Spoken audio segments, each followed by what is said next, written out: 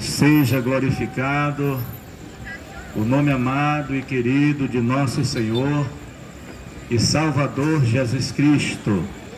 Com estas palavras eu gostaria de cumprimentar a todos que estão sendo alcançados pelo som desta campanha, com a paz que excede todo entendimento, que é a paz de nosso Senhor e Salvador Jesus Cristo. Estamos apenas aqui seguindo a orientação do nosso mestre, que nos ordenou que onde quer que chegássemos, deveríamos saudar com esta paz que é verdadeira, esta paz que é perene, esta paz que é permanente, esta paz que não passa, esta paz que é eterna.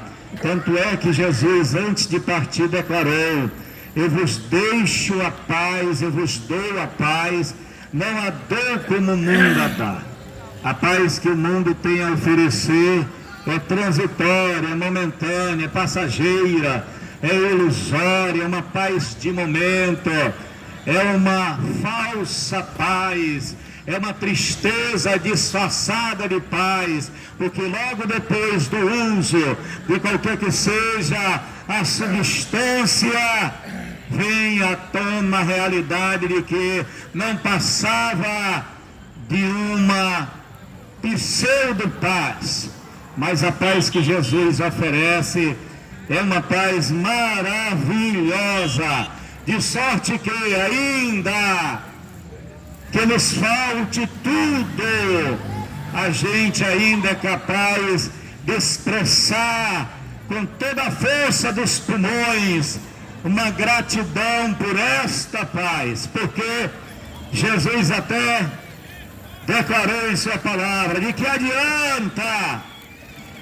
o homem conquistar o mundo todo e perder a sua alma? Quem não tem paz acaba não tendo vida, e a alma é o âmago da vida, é o centro das emoções, é de onde parte as saídas da vida. E quem não tem paz não tem a verdadeira vida, e a vida está em Jesus. Ele disse: eu sou o caminho, a verdade e a vida, que o ser humano, correndo de um lado para outro, tenta encontrar, mas infelizmente poucos é que tem encontrado. Mas é fácil. Aquele que dá ouvido à sua palavra e toma a decisão de abrir mão do seu orgulho, da sua orientação, do seu eu, do seu ego, do seu acho, e dá vazão à vontade de Deus e segue o conselho de Jesus, quando ele diz: vinde a mim. Ele está lhe aconselhando, ele está te revelando o caminho na direção desta vida, o caminho na direção desta paz.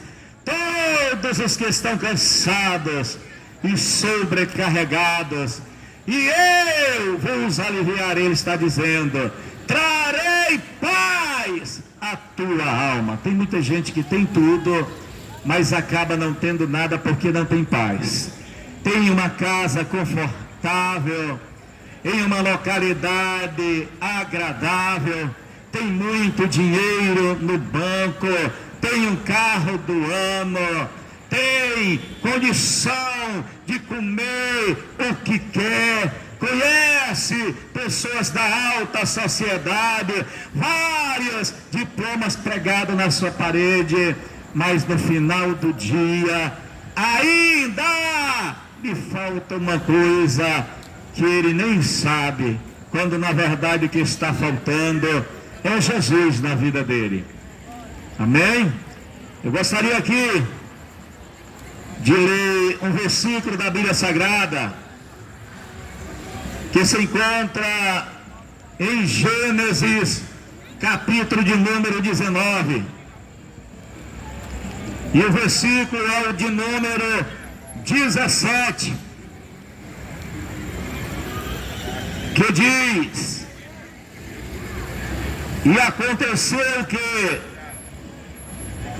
tirando-os fora, disse: escapa-te por tua vida, não olhes para trás, e nem pares em toda esta campina. Louvado seja o nome de nosso Senhor e Salvador Jesus Cristo.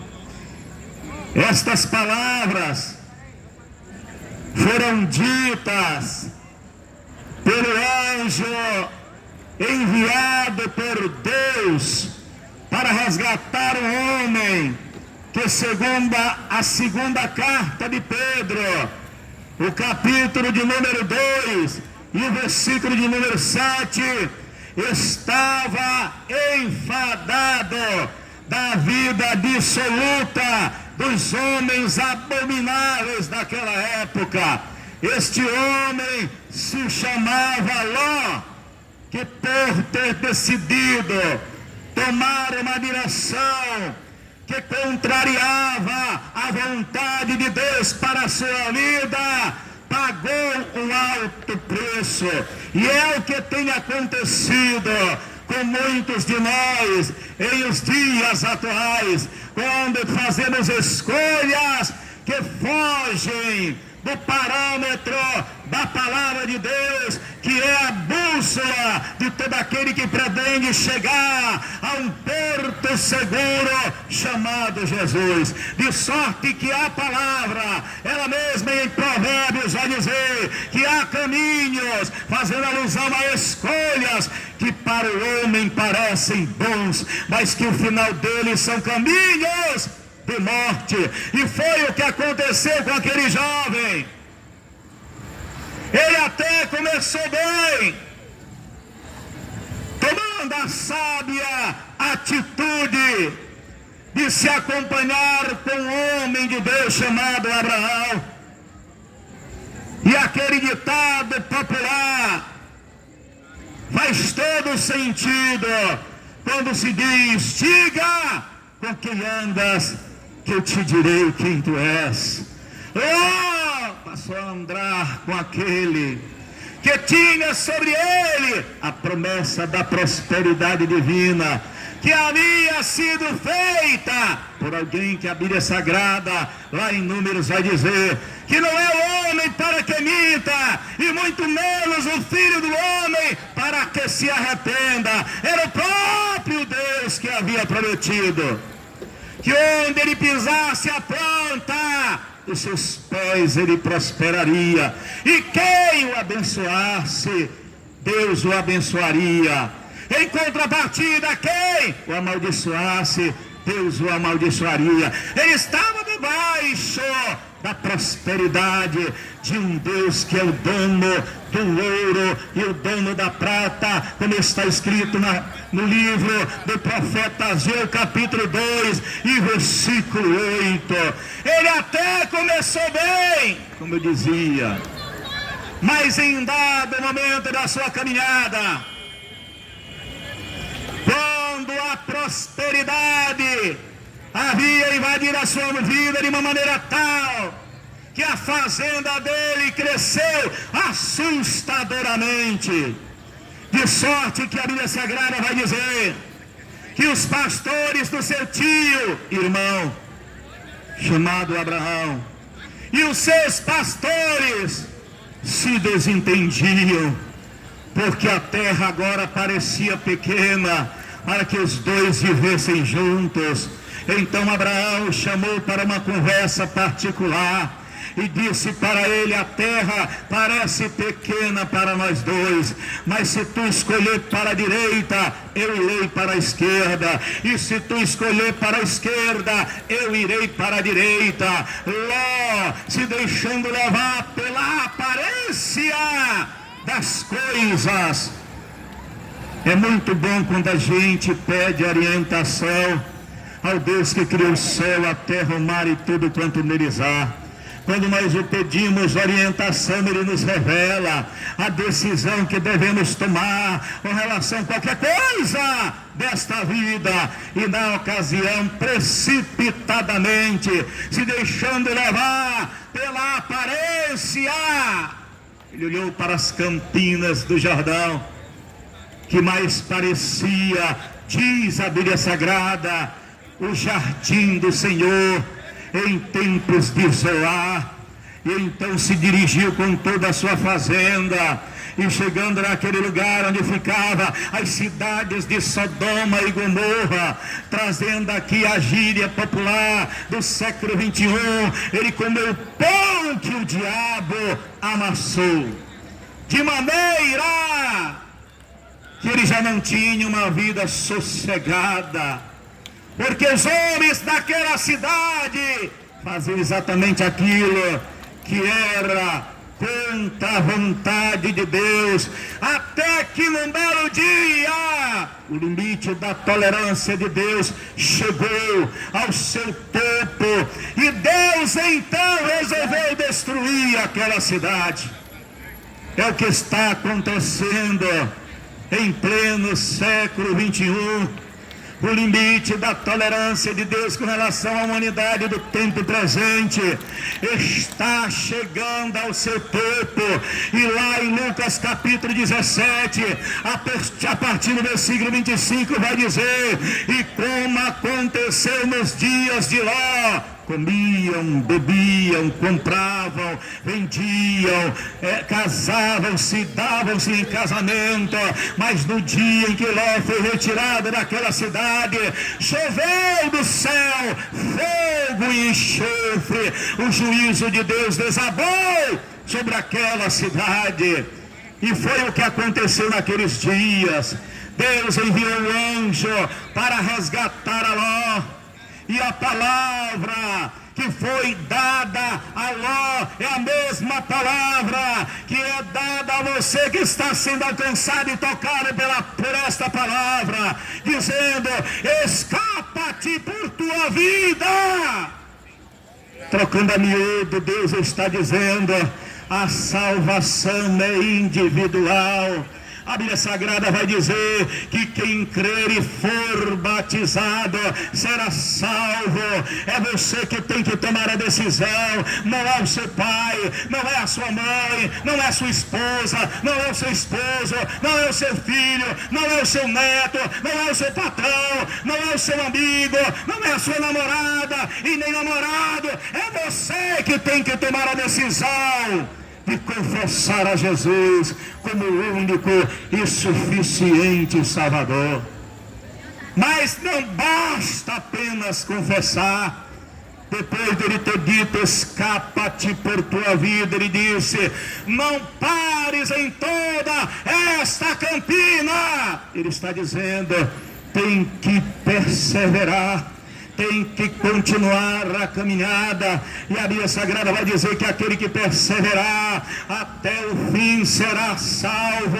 Doa quem doer, aconteça o que acontecer, você tem que continuar buscando servir ao Senhor de todo o teu coração.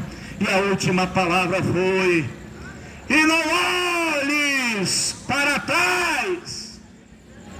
Olhar para trás significa você rememorar, você trazer à lembrança a vida amaldiçoada que outrora você vivia, como aconteceu com a nação de Israel durante a peregrinação no deserto, olhando para trás, se lembrando do passado e murmurando contra aquele que os tirou com mão forte e braço estendido, a ponto de uma viagem que duraria aproximadamente 45 dias, que era da terra do Egito até a terra de Canaã, demorou 40 anos.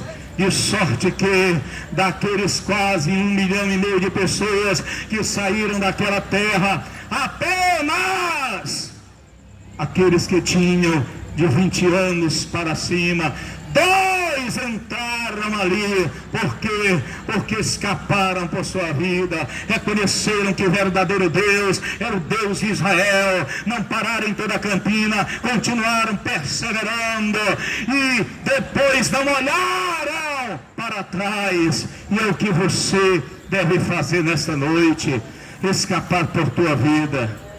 Não pares em toda a campina depois de ter aceitado Jesus como Salvador da sua vida, e nem olhes para trás. A Bíblia Sagrada vai dizer que a gente tem que olhar para Jesus, autor e consumador da nossa fé.